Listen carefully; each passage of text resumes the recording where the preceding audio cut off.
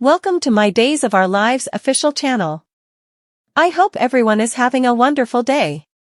Before we begin, please hit the subscribe button and give this video a thumbs up. Stefan reaches an agreement with E.J. Nicole visited Sloane's residence to plan the baptism reception. Nicole observed Jude sleeping in his cradle. "Do you mind if I sneak a peek at him?" Nicole asked. Sloane nodded affirmatively. As Nicole cooed over Jude, Sloane reminded her to stay quiet. "He's a really light sleeper," Sloane explained. Nicole apologized. Eric walked out of the bathroom in a towel, coming to a halt when he noticed Nicole.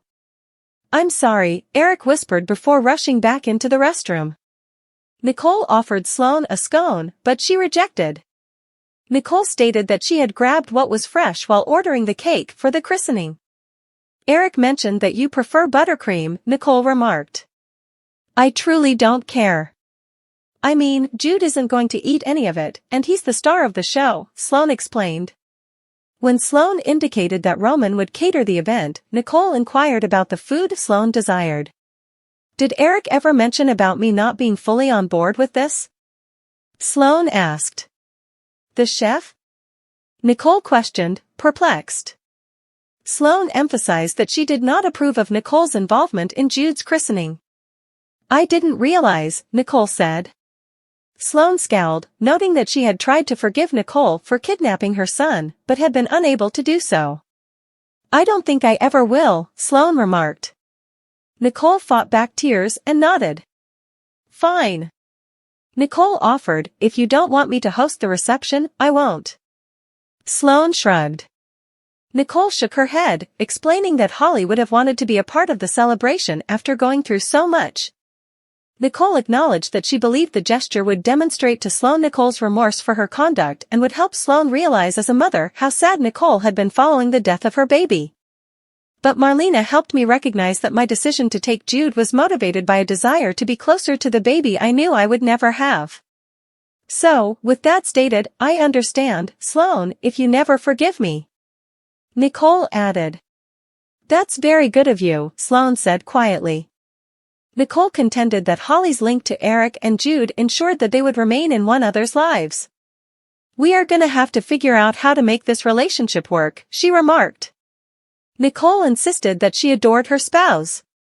"And I'm overjoyed that Eric has a wife and a baby that he adores and makes him happy." "I really mean that," Nicole stated. "I appreciate the words," Sloane replied. Nicole added that she felt fortunate because of Holly's recovery, and she was startled to feel this way after losing her son. "I am delighted to hear that." "Truly," Sloane replied. Sloane took Jude up once he began to fuss. Sloane discussed Jude's recent fussiness, and Nicole asked if she could help. Sloane nervously handed Jude to Nicole. "Do you know what? Holly liked the song Twinkle, Twinkle. Maybe you will, too," Nicole suggested. Nicole smiled at Sloane and began to sing. Jude started cooing as Eric returned to the main room. Nicole gently handed the infant back to Sloane. "You're so calm and collected now, aren't you, Jude?" Sloane stated. Sloane praised Nicole for her assistance. "Teamwork," Nicole remarked, shrugging. Nicole accepted Eric's apology for his previous attire. Nicole inquired about Eric's new business.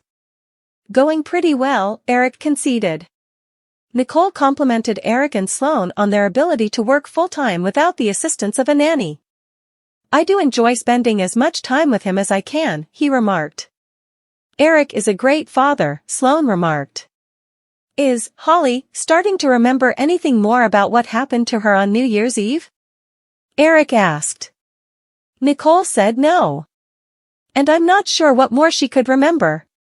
She has no idea how the drugs got into her drink," Nicole stated. Nicole told Eric that she knew Brady believed Tate's claim that the pills were Holly's, but she didn't. Holly wouldn't lie. Especially if it jeopardized Tate's freedom, Nicole explained. Nicole groaned, admitting that she and E.J. thought Tate and Holly's relationship was unhealthy. "Come on, Nicole. Holly and Tate? They are young. Do you think the jury is out on whether they're good enough for each other? Eric stated. She said, I think I know a thing or two about relationships and if they aren't meant to be. Eric nodded. Eric asked Nicole whether she'd heard that he'd asked Brady to be Jude's godfather. So, if it's gonna be an uncomfortable situation with Tate, he continued. Brady and I are friends. We will work things out. Besides, I wouldn't miss the christening for anything, Nicole explained. Nicole admitted that she envied Eric and Sloane for being able to baptize their son.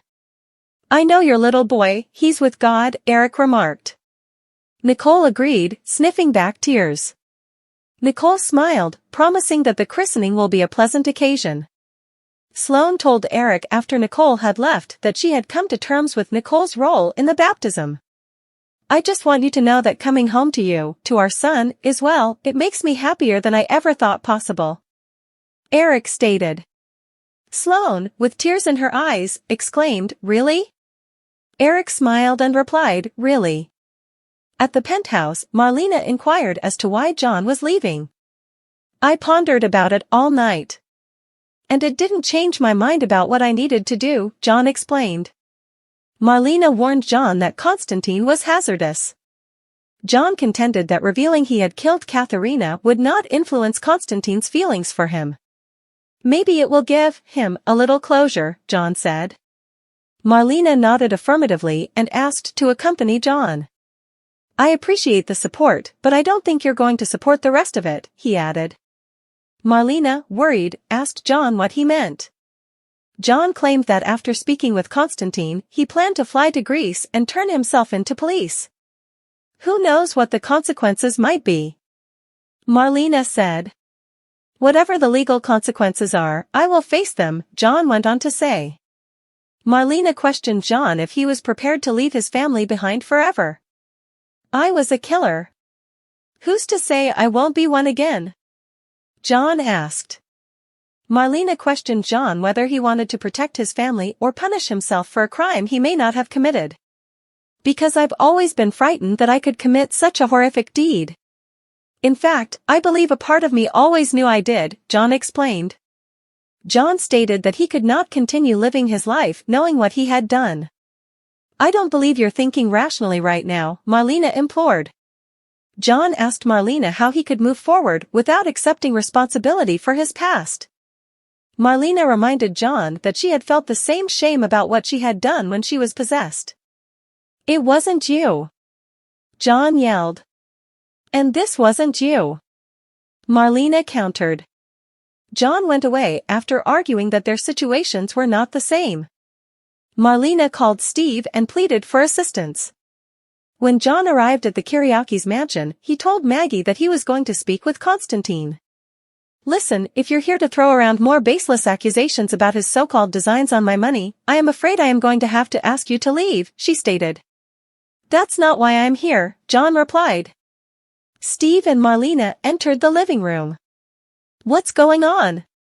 Maggie inquired. Steve is not going to change my mind any more than you could, John growled to Marlena. As Steve requested John to join him outside, Constantine entered the room. What is he doing here? Constantine let out a bark. John came up to Constantine. I realize I can't ask for your forgiveness, so I'm not going to try. But the least I can do is tell you how deeply sorry I am, John remarked. Maggie, perplexed, asked John whether he was there to apologize for the way he had treated Constantine. John nodded in agreement. And you came here to stop him? Maggie asked Steve. No. They came here to stop me from confessing, John explained. John explained that he had killed Katharina. Maggie gasped as she realized Victor had dispatched John to confront Constantine. I was Pawn's handler. I might have been able to do something to keep things from going so badly, Steve stated. John warned Steve not to blame himself. I shot the young woman. Me, John replied. If no one witnessed it, are you sure? Maggie inquired. John claimed that no one else had been in the room.